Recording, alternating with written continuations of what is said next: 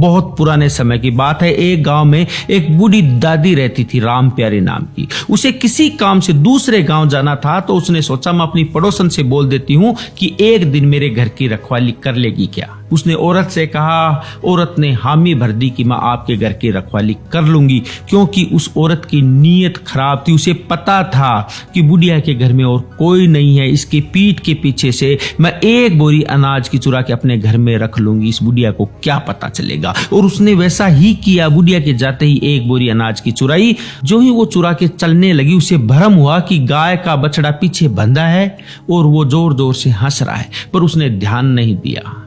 वो अनाज की भरी बोरी घर पे रख के आ गई। जब शाम को बुढ़िया आई तो उसने पूछा कि दादी जी, आपका गाय का बछड़ा हंसता है? बूढ़ी औरत ने कहा, मेरे को नहीं पता बेटा, कलयुग है, हंसता भी होगा, तू जाके पूछ ले। औरत से रहा नहीं गया, वो बछड़े के पास में गई और बोली, दोपहर को तुम हंसे थे? बछड़ा फिर हंसा और बोला, हाँ हंसा था। उसने पूछा, क्यों हंसे? बछड़े ने कहा कि पिछले जन्म में मैंने राम प्यारी दादी से 200 रुपए उधार लिए थे। मैं वापस भी दे सकता था, पर मेरी नीयत खराब हो गई।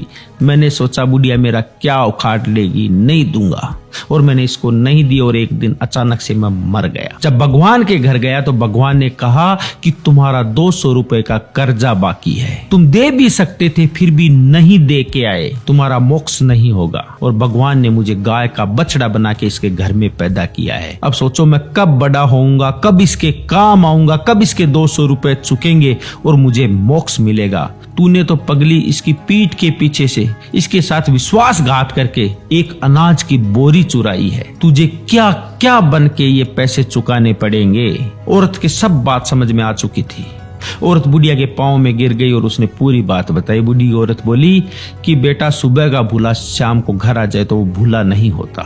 जैसे तुम्हारे पास में पैसे बन पड़े वैसे दे देना, कोई बात नहीं।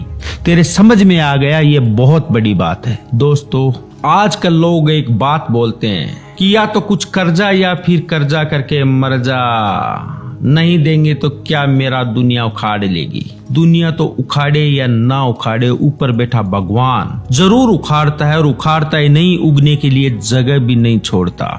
आप किसी के पैसे खा के खुश हो सकते हैं, पर खुश रह नहीं सकते।